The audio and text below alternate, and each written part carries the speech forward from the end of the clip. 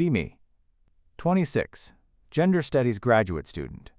Research focus on feminist dating theory and patriarchal relationship dynamics. Run feminist dating advice blog with 30K followers. Post constantly about how men should be honored to date empowered women. Always believed feminist women were most desirable partners. We're educated, independent, emotionally intelligent, know our worth, and won't settle for less. Men should be competing to date us, not running away. Post weekly about green flags in feminist women, strong boundaries, financial independence. Won't tolerate disrespect. Understand consent culture. Challenge traditional gender roles. Get hundreds of supportive comments from women. Feel confident that feminism makes women better partners in every way. Tuesday evening, girls' night with feminist friends. Topic turns to dating struggles everyone's experiencing. Pattern emerges that confuses me completely. Sarah says guys seem interested initially but disappear after few dates. Emma describes men who ghost after learning about her feminist activism. Jess complains that men lose enthusiasm once they understand her political views. All intelligent, successful, attractive women. All having similar problems with male retention in dating. Feel puzzled by universal experience among feminist friends. Wednesday, check dating app messages with fresh perspective. Notice pattern I previously ignored. Conversations that start enthusiastically often die after I mention feminist views. Guys who seem genuinely interested become distant after discussing my academic work or political activism. One guy specifically said I seemed intense after I corrected his language around consent culture. Thursday, decide to investigate this phenomenon systematically. Post on Feminist blog asking readers about their dating experiences. Responses flood in immediately. Hundreds of women sharing similar stories. Men who ghost after learning about feminist involvement. Dates that go well until political topics arise. Relationships that end when men discover activist social media. Pattern too consistent to ignore. Friday, research from different angle. Look up what men actually say about dating feminist women online. Find forums, Reddit threads, dating advice sites where men discuss feminist women as romantic partners. Comments are eye-opening and uncomfortable. Too much drama and conflict over everything. Always looking for things to be offended by. Can't have normal conversation without getting lectured. Everything becomes political argument. Feel like I'm walking on eggshells constantly. They see misogyny in basic human interactions. Weekend, deeper research into male perspectives on feminist dating. Read through relationship advice forums, dating coaches, men's discussion groups. Consistent themes emerge about why men avoid feminist women. Constant criticism of male behavior, everything interpreted through oppression lens. Unable to relax because any comment might be problematic. Feeling judged for being male. Relationships become political battlegrounds rather than intimate connections. Feel defensive reading these criticisms but can't deny their consistency across different male voices. Monday, examine my own dating behavior with new awareness. Review recent dates and relationships looking for patterns men described. Realize I do frequently correct male language and behavior, point out microaggressions and problematic comments, turn casual conversations into teachable moments about gender dynamics. Remember date where a guy mentioned liking action movies and I launched into analysis of toxic masculinity in Hollywood. He seemed uncomfortable, but I thought he needed education. Tuesday, interview male friends about dating preferences. Ask specifically about feminist women as potential partners. Responses are diplomatically honest. They appreciate feminist goals but find activist women exhausting to date. Describe feeling constantly evaluated and criticized. Say relationships feel like performance reviews rather than partnerships. One friend admits he specifically avoids women with feminist content on social media because experience taught him those relationships involve too much conflict. Wednesday, analyze feminist dating advice I've been giving on blog. Realize most content focuses on what women deserve from men, rather than what women bring to relationships. My posts emphasize setting boundaries, demanding respect, refusing to settle. Very little about being pleasant, supportive, or accommodating to male needs and preferences. Advice essentially trains women to be demanding rather than appealing as romantic partners. Thursday, research successful long-term relationships between feminist women and men. Interview couples who made it work despite ideological differences. Find that successful feminist relationships involve women who compartmentalize activism from intimate relationships. They maintain political views but don't make every interaction a teaching moment. These women create space for men to be human without constant political scrutiny. Friday, weekend reflection on findings so far. Starting to understand why men ghost feminist women. Dating feminist activists often means being constantly criticized, corrected, and educated. Relationships become work rather than refuge. Men seek partners who make them feel good, not partners who make them feel problematic.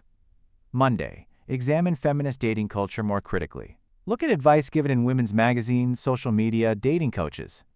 Find consistent messaging that encourages women to be demanding, critical, and uncompromising. Know your worth. Don't settle. Hold men accountable. Call out problematic behavior. All technically valid advice but creates dating approach focused on judgment rather than connection. Tuesday, experiment with different dating behavior. Go on date without mentioning feminist views or correcting any male comments. Instead of analyzing his choice in restaurant for gender implications, just enjoy the food. Instead of critiquing his conversation topics, engage enthusiastically. Instead of testing his feminist knowledge, focus on finding common ground. Date goes significantly better than recent experiences. Guy seems relaxed and genuinely interested. Asks for second date immediately. Wednesday, continue behavioral experiment on dating apps. Remove feminist content from profiles. Focus on interests, humor, and positive personality traits rather than political identity. Match rate increases noticeably. Conversations last longer. Men seem more enthusiastic about meeting in person. Feel conflicted about hiding feminist identity, but can't deny improved results. Thursday, research what men actually find attractive in women for long-term relationships. Study surveys, dating coaches, relationship experts. Consistent traits emerge: warmth, supportiveness, emotional stability, enthusiasm, positivity, ability to make men feel appreciated and respected. Notice that feminist dating advice often discourages these traits as, quote, catering to male ego or patriarchal conditioning. Friday, interview women in happy long-term relationships about their approach to dating and partnership. Find that successful women often maintain feminist beliefs privately but create positive, supportive relationship dynamics. They choose battles carefully and prioritize connection over constant political education. These women understand that intimate relationships require different skills than activist movements. Weekend, month into research. Pattern becoming undeniably clear. Men ghost feminist women because dating activists often means constant criticism and political tension. Men seek partners who enhance their lives, not partners who make them feel perpetually inadequate. Monday, examine my own relationship history with new perspective. Every breakup involved increasing conflict over political topics. Men described feeling judged and criticized constantly. I interpreted their discomfort as resistance to growth and education, now realized they were seeking emotional connection that I was replacing with political activism. Tuesday, research difference between personal relationships and political movements. Study how successful activists maintain intimate connections. Find that most effective activists compartmentalize their work from personal relationships. They understand that changing society requires different skills than maintaining romance. Trying to turn every relationship into activism opportunity damages both goals. Wednesday, interview dating coaches who work with feminist women. Ask about common problems they see. Report that feminist clients often struggle with being too critical, demanding, and politically focused in dating contexts. Spend more energy educating men than connecting with them. Most successful coaching involves teaching women when to set aside activist identity and focus on building genuine intimacy. Thursday, examine social media content from successful feminist women in relationships. Study how they balance political identity with romantic appeal. Find that most keep activist content separate from dating profiles and relationship posts. They maintain political views but don't lead with them in romantic contexts. These women understand that attraction and political alignment are different qualities. Friday, 6 weeks into research. Ready to acknowledge uncomfortable truths about feminist dating struggles. Men aren't ghosting feminists because they hate strong women. They're avoiding relationships that feel like constant political education rather than emotional connection. Weekend. Test new approach to dating that balances feminist identity with relationship skills. Focus on connection first, politics later. Results are immediate and dramatic. Men seem more relaxed and enthusiastic. Conversations flow naturally without tension.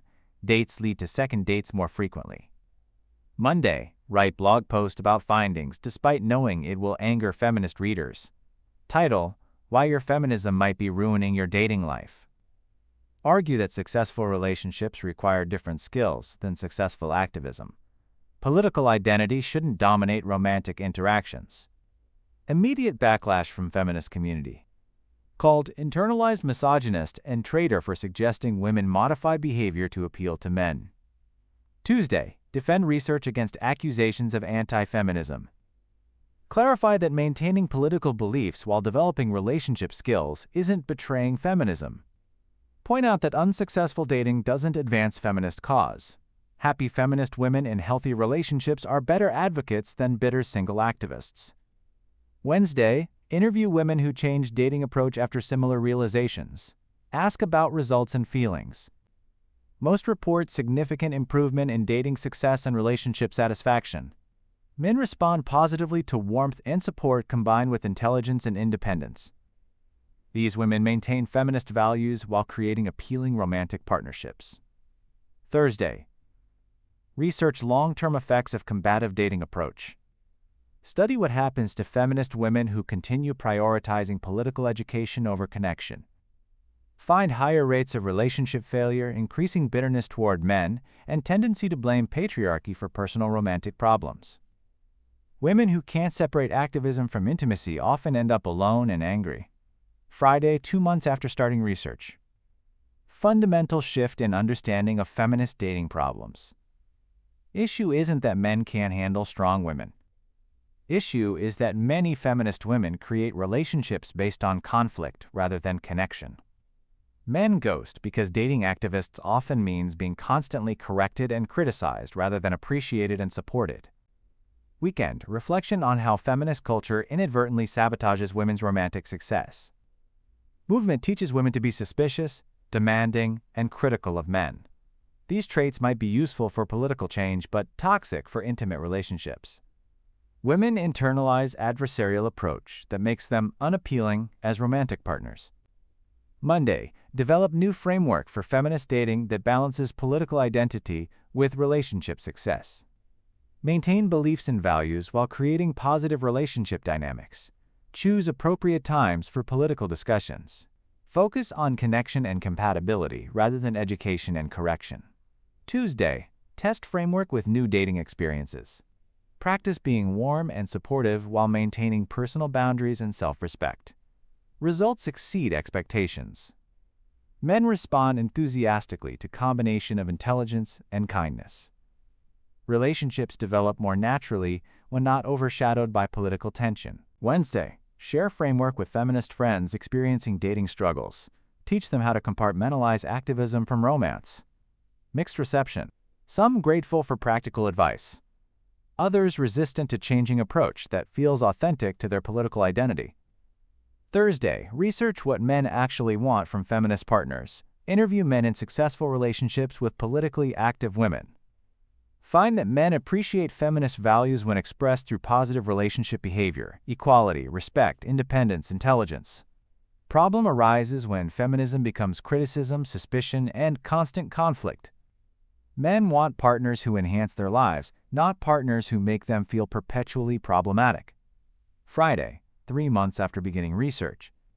Ready to publish findings about feminist dating struggles. Conclude that political identity and romantic appeal require different skill sets. Successful feminist women learn to balance both, rather than sacrificing relationship skills for ideological purity. Men ghost feminist women who make dating feel like political education rather than emotional connection. Weekend. Final reflection on what research revealed about feminism and relationships.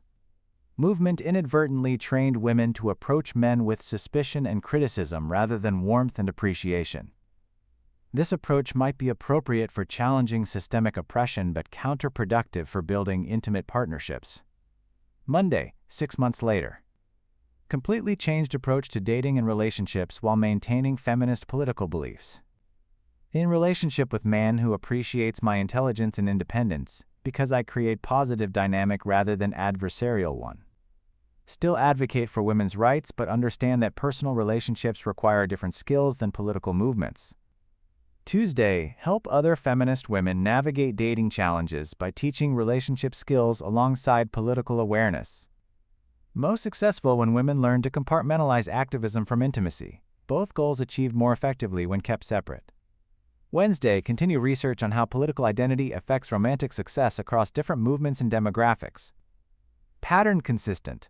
People who lead with ideology rather than personality struggle in dating regardless of their political beliefs. Successful relationships form around personal connection first, shared values second. Thursday, final blog post about feminist dating research. Title: How to be Feminist and Dateable, a Guide to Relationship Success. Argue that maintaining political beliefs while developing relationship skills isn't compromise, it's competence in different life areas.